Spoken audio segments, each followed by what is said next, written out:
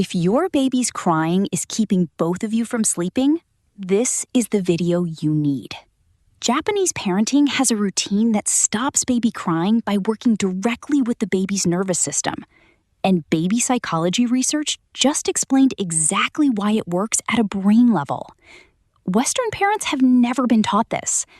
Once you understand what is actually happening inside your baby's brain when they cry, you will never respond the same way again. Stay until the 3-step routine, because step 2 is the one most parents skip, and it is the most important one.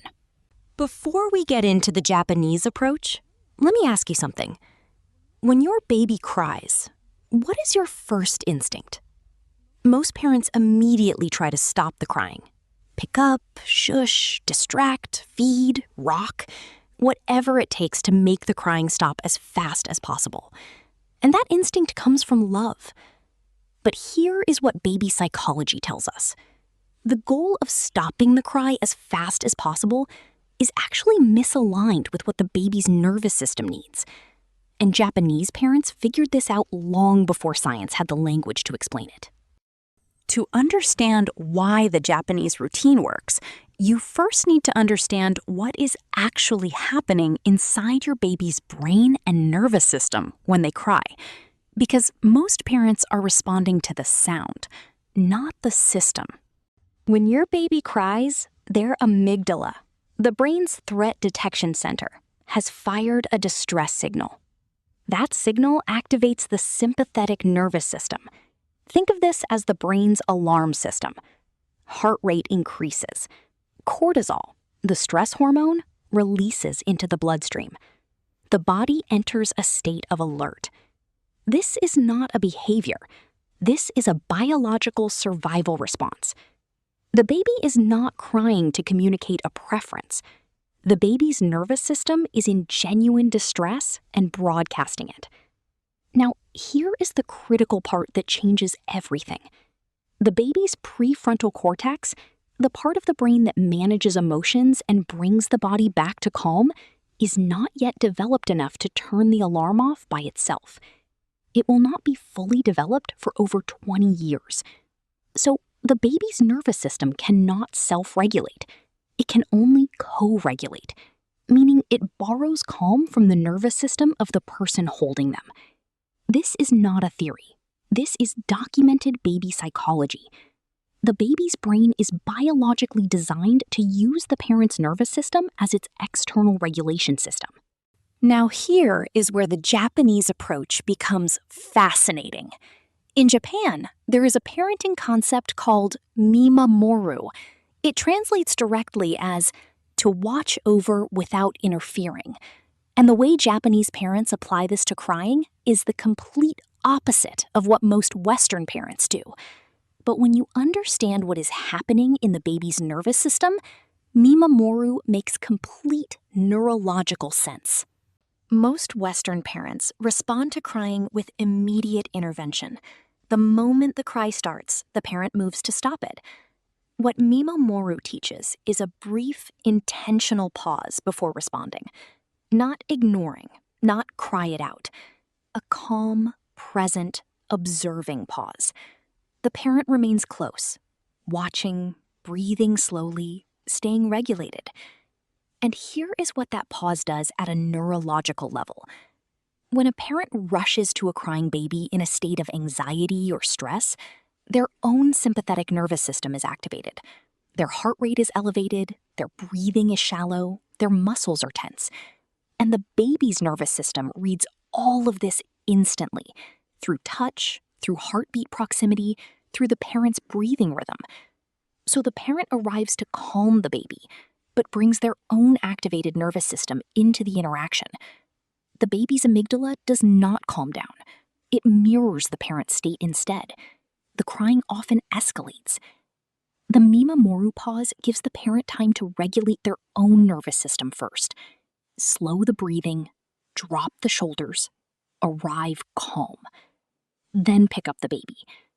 The baby's nervous system now has a genuinely calm system to co-regulate with, and the amygdala can begin to settle. So, what does this actually look like in practice? The Japanese mimamoru routine for crying is 3 steps, and each step has a specific nervous system reason behind it. I am going to give you the step and then explain exactly what it is doing inside your baby's brain, because when you understand the why, the how becomes something you actually remember and use. Step 1. Pause and observe for 5 to 10 seconds before moving toward the baby. Stay close, stay visible, but do not rush. This pause is not inaction, it is preparation.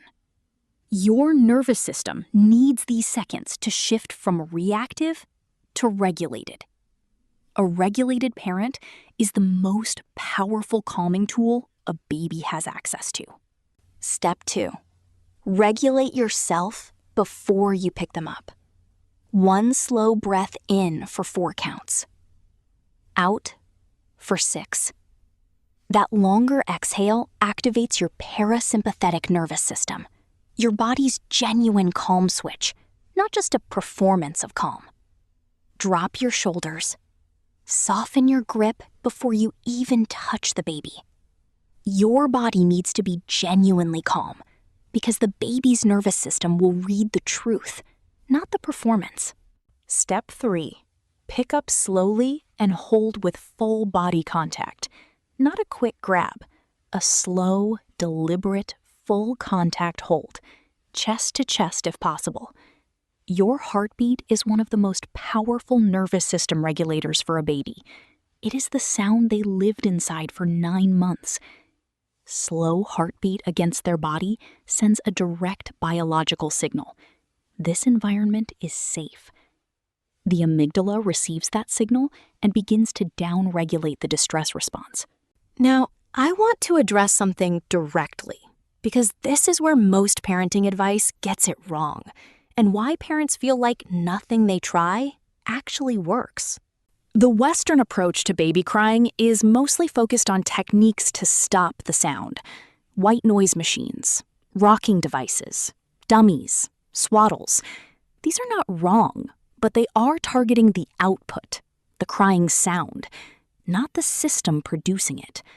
The baby's nervous system does not distinguish between being genuinely regulated and being temporarily distracted from distress.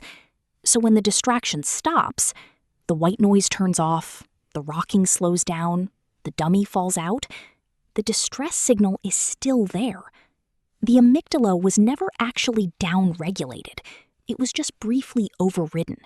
So the crying returns, often worse than before, because the nervous system has been cycling through distress without completing the regulation loop. Mimamoru works not because it stops the crying faster. It works because it addresses the actual neurological process, helping the baby's nervous system move through distress and return to calm, rather than suppressing the signal temporarily. And a nervous system that learns to return to calm builds the foundation for lifelong emotional regulation. I want to be honest with you about something. I know that pausing when your baby is screaming feels almost impossible. Every instinct you have is telling you to move immediately. That instinct is not wrong. It is love. But here is what I want you to remember. You do not need to be perfect at this. You do not need a 5-second pause every single time. What you are building is a direction, not a performance. Every time you manage even 2 seconds of regulation before picking up your baby, you are training your nervous system to arrive calmer, and your baby's nervous system will feel the difference over time. Progress, not perfection. So here is what we now know.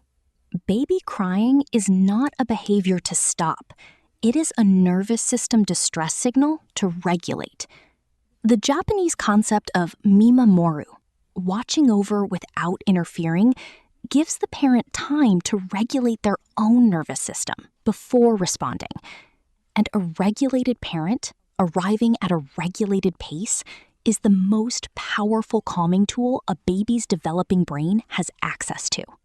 The 3 steps: pause and observe, regulate yourself, then pick up slowly with full body contact, are not just a routine. They are a neurological support system for a brain that is not yet capable of calming itself. Start with step 1. Just the pause, even 2 seconds. That is enough to begin. And if this helped you understand your baby's crying differently, share it with one parent who is in the middle of this right now. They need to hear it. Subscribe for weekly baby brain development and baby psychology science, explained simply. I will see you in the next one.